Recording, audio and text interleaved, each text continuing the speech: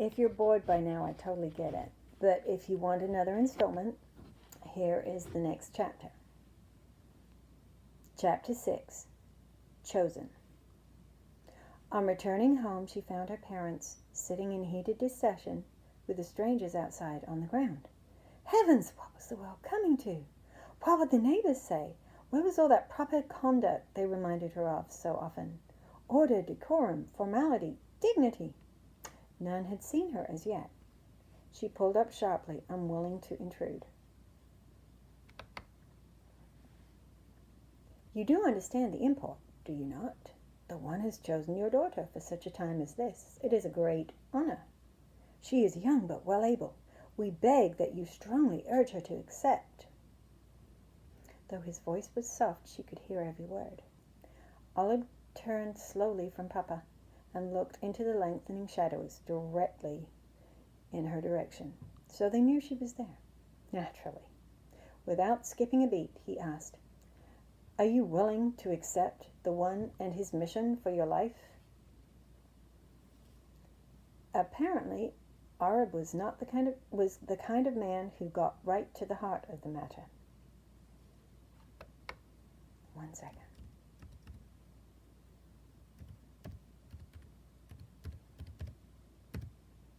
Sorry, found a mistake.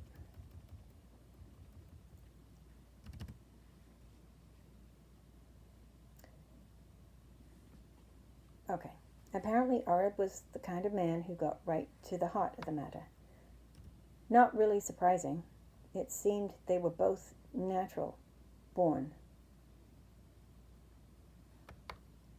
In a small voice, she asked, "Let me get this straight. The one has chosen me, small, insecure, little me, to go and tell everyone I meet about him. I am to leave all I know, all I love, every comfort I now hold dear, and go wandering, starting in the desert, and then some, seeking out people I do not know, in lands I've never been, to tell them of the one. Yes, but not in your own strength. You have been anointed for this mission by the one, the Most High." "Yeah, I know, creator of all things," Zebina interjected. Her mother shot her that familiar look. "Exactly." Arab smiled that irritating, all-knowing smile of his and waited. Zebina was about to say she just had a life-changing meeting with that very one, creator of all things, but thought better of it. He probably already knew. Freak. "Stop it, Zebina," she thought. "Don't think such things. It's unkind. He may be strange, but he's not a freak." Then again, maybe he was. She took a deep breath and moved toward him. "I would ask that you give me 5 days to decide," Zebina said slowly. "We shall respect this request and return at the time appointed. Until then, may his presence be with you."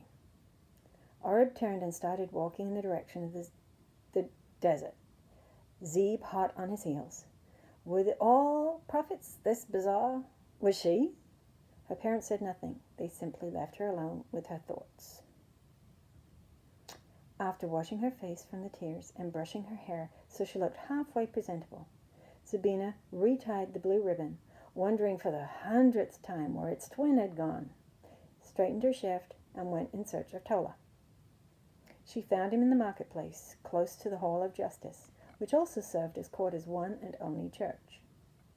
She sat down next to him and said bluntly, "We need to talk. I need your help." He shifted on the wide steps to give her more room. How many memories it stirred in her, looking at those huge oak doors. How many thousands of stories had she heard tell of the one over the years. Countless ceremonies, worship days, yet she never knew him, until now. Her thoughts then turned to the years spent with her best friend ever, the adventures they shared, the scrapes they got into. How he'd always been the one and only friend willing to show her how to use a knife and a bow. Rather skillfully, he grudgingly admitted. Maybe many a rabbit had been given the two families. Oh, my bad. Many a rabbit had given the two families a good meal. Without protest, he let her speak. She told of meeting the strangers and how totally weird they were. Their clothes, their accent, their cryptic speech. She told of the unusual events of the day.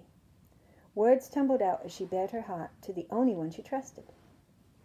Her eyes widened as she took in the grove. Her eyes widened as she told of the grove and her experience there.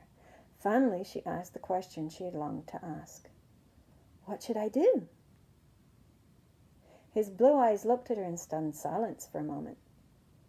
You met the one? You actually met the one? There was an awe in his voice she had never heard before. Tola, focus, I need your help. What do you think? What do you mean, what do I think? He looked genuinely confused. She reached out and touched someone. Ow! I can't believe you just plunked me. He rubbed the side of his arm rather gingerly and glared at her. Zebina let loose her frustration in a cry. Perhaps Ami and Ara were right in their assessment of the male species after all. Women really did have the brains, and men were little but brawn.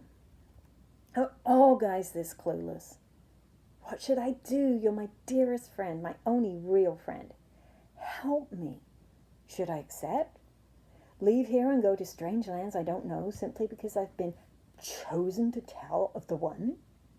It's crazy. Well, you're great with a knife and not bad with a bow, so you should be fine. The joke could not hide his surprise, nor the tremor in his voice. Seriously, Tola, what should I do? I can't tell you what to do. All I know is what's in your heart. Man, she wrinkled her nose at him.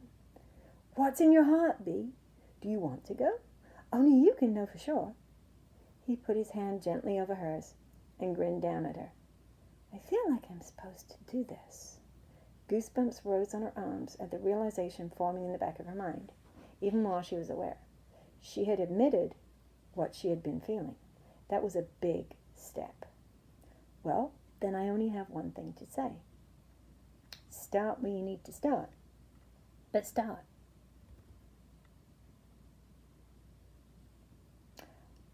Both sides watched on the sidelines, taking a strong interest in the lives of young Zebina Kiriathim and her playmate of bygone days, dearest friend, not to mention confidant, Tola Parosh.